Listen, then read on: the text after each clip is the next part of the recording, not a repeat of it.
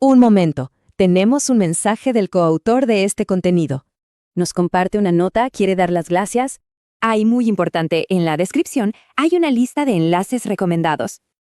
Y ahora sí, continuamos con la explicación. A ver, quienes han trabajado con Kubernetes saben perfectamente que puede ser un verdadero caos. Hoy vamos a desentrañar la historia y la filosofía de Helm, esa herramienta que nació justamente para ponerle orden a ese caos. Pero para entender por qué Helm es tan fundamental, tenemos que hacernos una pregunta clave. ¿Cómo se hacían las cosas antes de que existiera? Viajemos un momento a los primeros días de Kubernetes. Imagínense esto, un lugar que los desarrolladores de esa época conocían muy pero muy bien, el infierno del YAML. Un verdadero purgatorio donde la configuración duplicada y los errores de indentación eran el día a día. Pensemos en cómo era la rutina. Los desarrolladores eran como antiguos escribas, ¿no? Pasaban horas copiando y pegando rollos y rollos de papiro digital. O sea, manifiestos YAML. Cada copia era una ligera variación de la anterior, una para desarrollo, otra para producción, un trabajo manual, súper tedioso y, lo peor de todo, increíblemente propenso a errores. Y acá es donde la cosa se ponía realmente complicada. Un solo cambio, algo tan simple como actualizar la versión de una imagen, se convertía en una tarea hercúlea. Requería buscar y reemplazar ese valor en docenas, a veces cientos de archivos. La ineficiencia era simplemente abrumadora. Entonces, en medio de todo este caos, la necesidad era obvia. Kubernetes necesitaba un director de orquesta, una herramienta que pudiera manejar toda esa complejidad. Y así, nació la idea de un gestor de paquetes. Y esta cita de Matt Butcher, uno de los co-creadores de Helm en la Startup Days, lo resume a la perfección. La inspiración vino de herramientas que ya existían y funcionaban, como Homebrew en macOS o apt en Debian. La meta era sencilla pero ambiciosa: crear un gestor de paquetes para el sistema operativo del clúster. Y así es como Helm se convierte en ese gestor. Permite empaquetar aplicaciones de Kubernetes en un formato reutilizable que llamaron chart. Pensemos en un chart como un paquete de instalación. Con él podemos definir, instalar y actualizar aplicaciones, incluso las más complejas, de una manera consistente y repetible. Pero ojo, la historia de Helm no fue un camino de rosas. Tuvo su propio drama. Y el protagonista de ese drama fue un componente muy, pero muy polémico llamado Tiller. En esta imagen se ve la diferencia clarísima. En Helm 2, Tiller era un servidor que corría dentro del clúster con privilegios muy altos, un riesgo de seguridad gigante. Helm 3, en cambio, lo eliminó por completo. Ahora el cliente de Helm habla directamente con la API de Kubernetes usando los permisos del usuario que lo ejecuta. O sea, un cambio radical en seguridad y en simplicidad.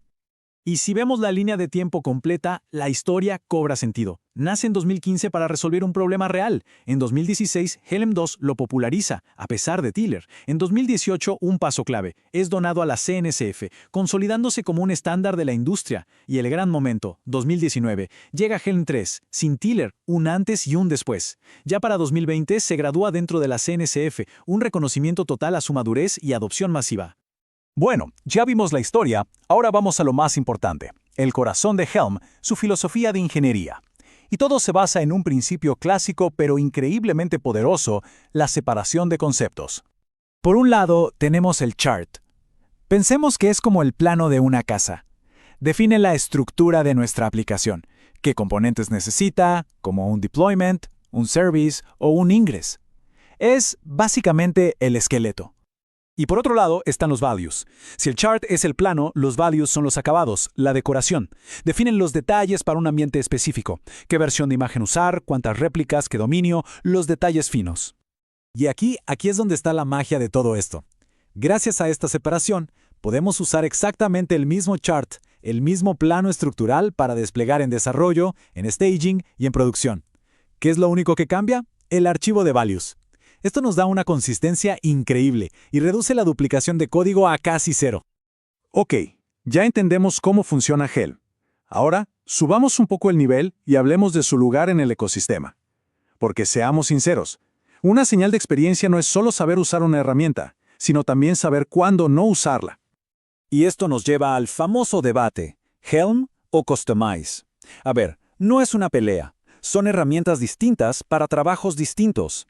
Helm es un gestor de paquetes de verdad Ideal para distribuir software que necesita mucha configuración. Su filosofía es, aquí tienes una app configurable.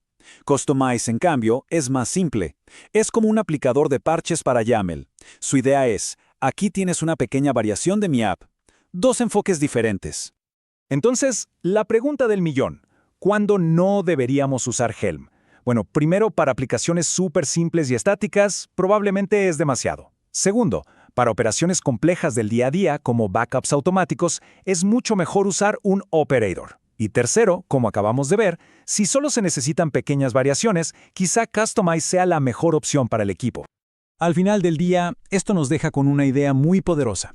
Helm no es solo un programa que corremos en la terminal, es toda una filosofía sobre cómo enfrentar y gestionar la complejidad. Es una lección sobre cómo podemos, como ingenieros, construir orden en medio del caos de los sistemas modernos. ¿Quieren seguir la conversación? Aquí les muestro cómo se puede participar. Y ahora que terminamos, la pregunta es, ¿qué sigue? Vamos a verlo. Son 3 pasos bien sencillos para sumarse a esta comunidad. Lo primero, suscribirse. Así no se pierden nada de lo que viene. Segundo, la interacción. La opinión de todos es súper valiosa para nosotros. Un me gusta o no me gusta nos dice muchísimo sobre qué funciona. Y la crítica constructiva es clave. Así es como mejoramos, todos juntos. Y tercero, dense una vuelta por la descripción para encontrar más detalles.